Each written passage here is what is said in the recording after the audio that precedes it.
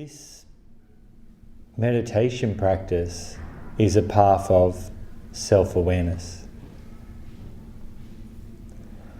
As human beings, we've actually been given a gift. And that's the gift of being able to be self-aware. Self-awareness is a gift, regardless of how you think this gift has come to be. How we believe it's come to be is not important. What we do is we work with the fact that it's actually here. Self-awareness is the ability of awareness to be aware of itself. Awareness, aware of awareness. Yeah. If we look at an animal, and I haven't seen it in any animal so far, I'm looking but I can't see it. An animal is not self-aware. So when an animal feels angry, say a dog, it feels angry, it attacks. When it feels scared, it runs away. When it feels hungry, it eats. When it feels tired, it sleeps. Yeah? When it feels playful, it plays. But the dog doesn't know that it's doing this. It just reacts to the feelings that come up in its body. Feel angry. Ah. Yeah? Feel scared. Run away. Feel happy. Wag your tail. It's just jumping from one to the other. Boom, boom, boom. Instantaneous. You'll see instantaneous states of mind changing in a dog. Even worse than a cat. My God. We've got a cat, so you can see it instantaneously change. So what they're doing is they're reacting to the feelings in their body that arise that are triggered off by different sense input.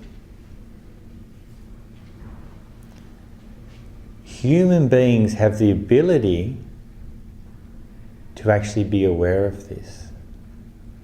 Self-awareness, awareness, aware of itself. And I'll explain what I mean by that. This ability to be aware of how we are relating to things, be aware that we're experiencing things, is the basis of all morality of being a human being. Self-reflection. We understand this on a very gross level. We do something in life and later on we reflect on that and we go, maybe that wasn't a very smart thing to do. Animals don't do that. They don't reflect on what they've done. You don't see their behaviour change because of what they've done. But human beings have the ability to see that path led to pain. Maybe that's not smart.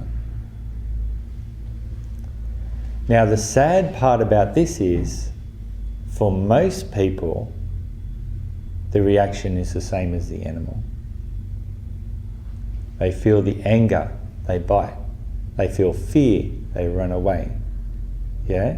They feel playful, they play. Jumping from one to the other. Feel hungry, they eat. Driven by these feelings that arise in the body, which are triggered off by sense input, react without any self-awareness. So if human beings have the ability to be self-aware, then why would most people on this planet be reacting through no self-awareness? This is because the mental factor of self-awareness is mindfulness. If mindfulness is not present, we react. And for most people, mindfulness is something that's unknown. For most people, mindfulness is somewhere that they don't want to go. They don't want to take responsibility for their own actions. Yeah, you can see today the insanity in the world is all coming through reaction and no self-reflection. When we're self-aware, we actually notice those feelings arise in the body, and we can actually reflect. To follow through on this is not a good idea. To follow through on this is going to lead to future pain. We can see consequences of our actions. Yeah? So as self-awareness increases, the consequences of our actions become more clear to us. So when we're doing this practice, what we're doing is we're actually cultivating that self-awareness to a very high level. How do we do that? By turning our attention away from the story of our life, the reasons why we think we're feeling things, and turning it towards the actually feelings as they arise in our body, the changes in the state of mind as they happen, we start to notice our relationship to them, and that then gives us the choice whether it's a good idea to follow this through or not.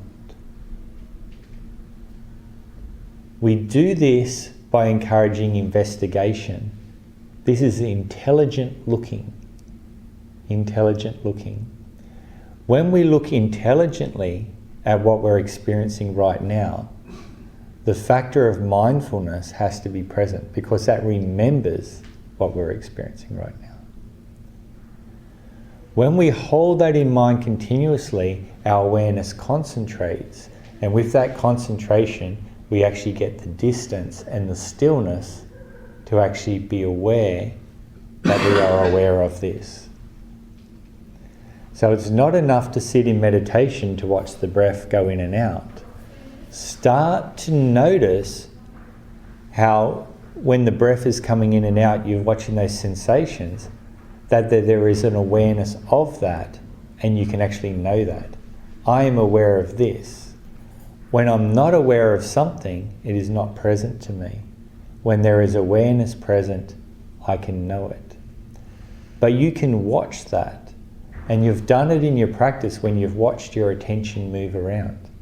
Your attention jumps to a sound, to a thought, to whatever. That is that awareness moving around. You can watch it move. That's awareness being aware of itself. Yeah. The reflexivity, is that the word? Reflexivity, the ability of consciousness to be conscious of itself. Very important. So the way we do this in the practice is in 3 steps. This is how we get the benefits from this, of self-awareness. This is the path of self-awareness through 3 steps of what we do. The first step is noticing. To take note of what is happening. Traditionally, you'll find the English word that's often used is to note. And I've often wondered, note, what does that mean? But if we look at the word note, we can have it in 2 parts. Note can also be to notice, to understand, notice what we are experiencing, and notice how we are relating to that experience. These are the 2 key factors. The other part of to note is to take note of. If we take note of something, we write it down for later. We're remembering it. So it's not just enough to know the experience and how you're relating to it, but it's to remember the patterns. So we're experiencing, or we're noticing what's happening right now, but we remember it over time, and we hold memory of that experience so that next time we experience it again, we bring that past information on top of that, and that's what allows the wisdom to arise. the continuous noticing and also remembering, this is what I experienced, this is what it did, and this is how I was relating to it then. It's then that you'll start to see patterns. It's then that the understanding starts to arise. With this noticing and this remembering over time, as your knowledge of your experience increases, your relationship to that experience will automatically start to change. As we gain knowledge of something, our relationship will change. It's not something that we do, it's something that will happen naturally. If we start to gain knowledge of what is a painful cycle, a painful experience, something that's leading to pain constantly, through noticing and remembering that experience is always leading on this path of pain, we will start to become disenchanted with that process. You become uninterested in it. The same as if you're in an abusive relationship, if you really pay attention to the cycles of boom, bang, clashing heads, eventually you may become disenchanted with that, and then you start to drift apart. The enchantment breaks. Everything we experience, we are in relationship to. Everything that appears as either pleasant or unpleasant to us, we are actually in relationship to. If we're not in relationship to it, it will appear as neutral. And generally we don't notice neutral. We only notice things that are pleasant or unpleasant. So the first stage is noticing, and that's mindfulness. Yeah. The second stage is labeling. Once we notice something, and noticing, I'll just point out, is silently being aware of. Silently, not commenting, not thinking about, just silently being aware of. And we talked about that last week. The next stage is to use a label. Don't overuse labels. Labels are used in the practice because we've already been trained to use labels. From when we were young children, our families taught us how to use labels. Then we went to school to become very good at using labels. The first label I ever learnt was Stephen.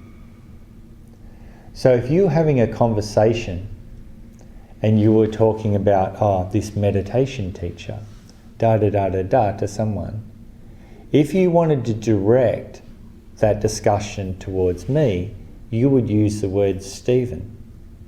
Yeah? If you wanted to be more accurate, you would say Stephen Procter. Stephen points to me. Procter points towards the family which I came from. I am neither Stephen and I'm also not Procter. But the label is used to identify me. When you say that, it clarifies where that conversation is pointing towards. Stephen from the Procter family. Yeah? This is what our names mean. We are not our names. They're labels given to us to identify us as separate people. All my brothers and sisters, their name is not Stephen. They've been given a different label to identify them as being separate. Yeah? We use labels all the time. Cup, mat, camera, room, cronola. All these things are not a place, they're not a thing, they're designed to direct your attention towards it. In the meditation practice, we take advantage of this.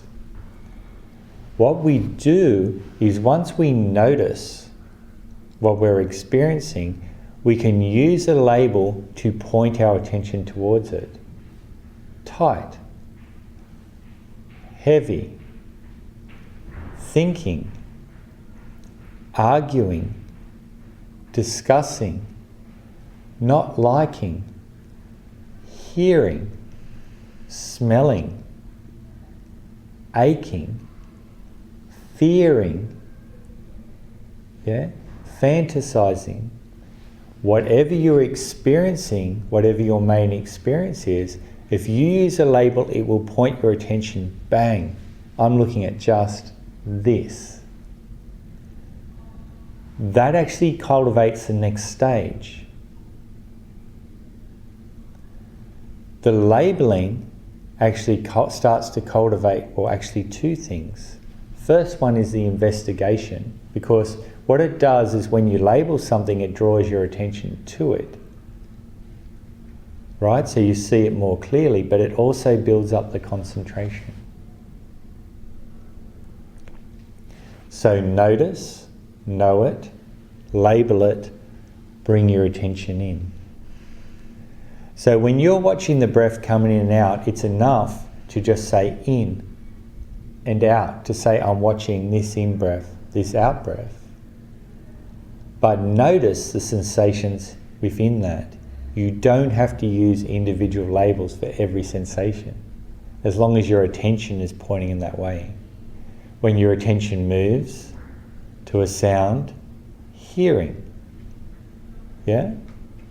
When it moves to a thought, thinking.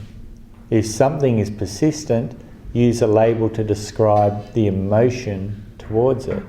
Liking, not liking, pleasant, unpleasant, whatever it is. The last one is softening.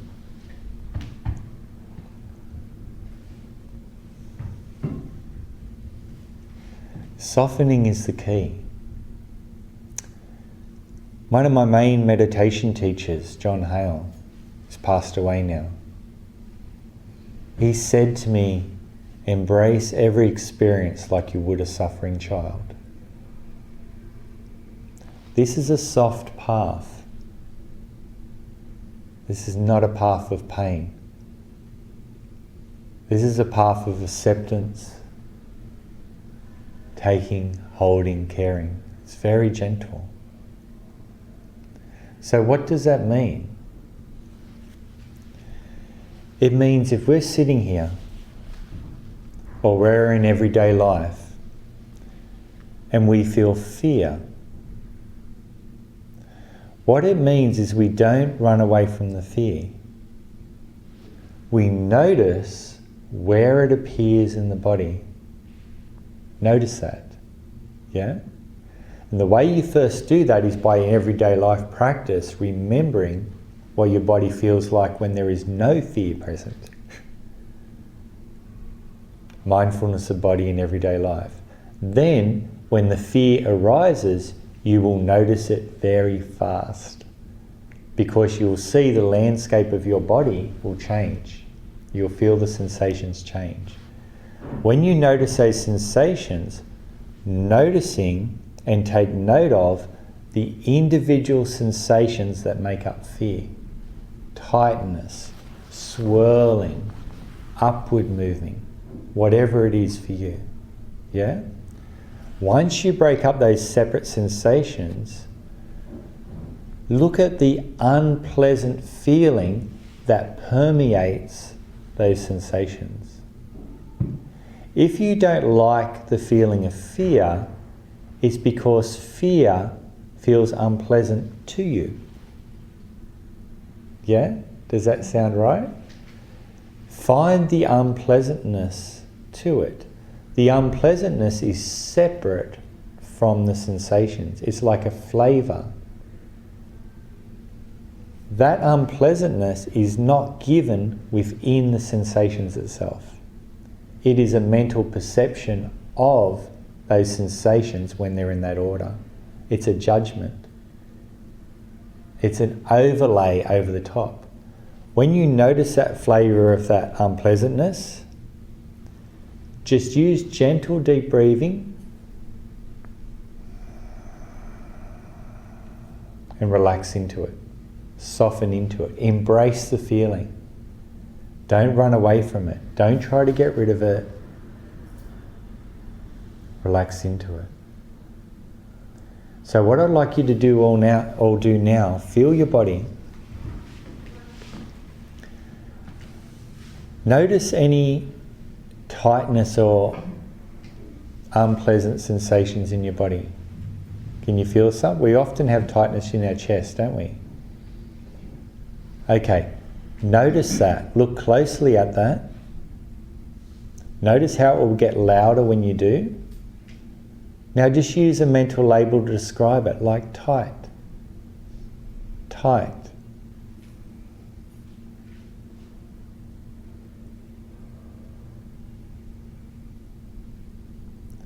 Now start to notice within that sensation the feeling of unpleasantness. It may be subtle, it may be gross to you.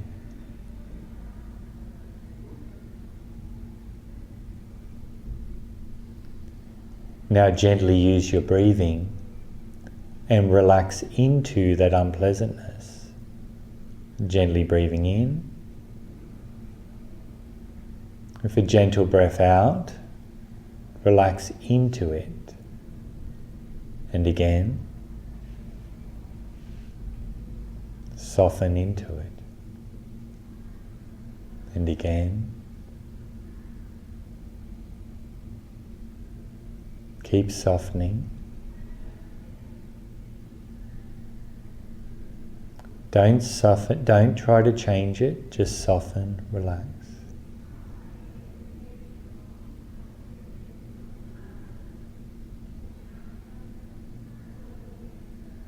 Okay, so what was your experience then? You could notice the sensation. When you notice it, did it become more clear to you? That clarity that's increasing is the mindfulness and the concentration starting to build on it. Could you find an appropriate label to use to describe it? Did you find your attention drawn towards it when you use that label? That means you've got the correct label. Could you feel the unpleasant aspect to it? Could you soften into that unpleasantness? What happened? It made it less unpleasant, less painful. There's the path. Why did it become less painful? The sensation was still there? Sensation was still there, but the emotion attached to that sensation disappeared. The sensation itself is not unpleasant. I found that the mind got more upset, but there was less pain in the expression of it. Yeah. Like it was more annoyed, but there wasn't the emotion in it. Oh, you were doing it with a mental one? Physical pain. Physical pain. The annoyance means it was still attached to that unpleasantness. Yeah. It's still attached to it. So I'll just get to that in a second. So the unpleasantness is a mental overlay. It's a trained mental overlay. When things happen, actually, I'll go another way. Every experience we have has a signature. A signature. Every emotion has a signature. My signature is different to your signature. Yeah? So if you see it, you'll say, oh, that's Stephen. That's Joy. That's Linda. Yeah? You'll see that from the different signatures. We're doing this practice to get to understand the different signatures of everything we experience. So we know, this is irritation. When these sensations are in this order, this is irritation. When these sensations are in this order, this is happiness. When these sensations are in this order, this is anxiety. When they're in this order, it's depression. When they're in this order, it's gratitude. We're doing it to become familiar by noticing, labeling, softening. We get to know the signatures of everything. Everything has a signature, an experiential signature. You could basically catalogue it if you wanted to. This signature is the same for everyone. The story about it is different, but the signature is exactly the same. If it wasn't, it would be impossible to teach meditation. Impossible. But since it's the same, my experience is the same as yours. So I can teach. The pleasant feeling and the unpleasant feeling. Notice I'm saying pleasant because pleasant is the same. Pleasant feeling and unpleasant feeling is the mind's judgment of a particular signature. Through a past experience, maybe it could have been when you were very young, you have learnt that when these sensations are in this order, that's bad. When these sensations are in this order, that's good. That pleasant or unpleasant judgment through perception of the mind is now overlaid over that signature every time you experience it. Every time you react chasing after the pleasantness or running away from the unpleasantness, you strengthen that perception of pleasantness or unpleasantness that's overlaid. Oh, this one's really unpleasant. Oh, this one's really pleasant. And then we react through that pleasantness and unpleasantness. Now, when Sylvia said that the sensations were still there, but the painful aspect of it disappeared, that was because that perceptional overlay is what we actually relaxed into. It was a perceptional overlay that we dissolved, and suddenly you just got sensation. Not a problem. However, it did come back. Of course. It will. It will. It will come back. Of course. Because how long have you had that judgment of that being unpleasant? A long time. A long time. We're dealing with really deeply inherent relationships and judgments of things. But through observing that unpleasantness dissolve through relaxing into, you are starting to notice the hollow nature of unpleasantness. Unpleasantness is a mirage. The Buddha likened it to two things. Actually, he likened the unpleasantness to a banana tree. No heartwood, no solidity. It's a mirage. He likened pleasantness to walking through a desert and seeing an oasis. But when you get to it, you can't actually find it. It's not real. It's also a mirage. Pleasantness and unpleasantness are a mental perceptual overlay over experience. They are not real. They have no power whatsoever. But when we don't have self-awareness, when we're not mindful, we believe they're real and we react like the dog. Unpleasant. Arr. Pleasant. More. This is what we do. And so for most people on this planet, this is the way they live their life. Running to, running away. I don't like what you say, so I have to do something bad to you. What don't I like? I actually don't like the unpleasant feeling in my body that came up when you did that. It's got nothing to do with you. Sadly, people are doing very, very sad things in this world because they're reacting to pleasantness and unpleasantness. I want, I don't want. It's insanity. But you're doing this practice. You can see, noticing, labelling, softening into, see the mirage nature of these things. See how they have no solidity, no power. When you do that, your relationship to pleasantness and unpleasantness will change. And you'll no longer be controlled by them.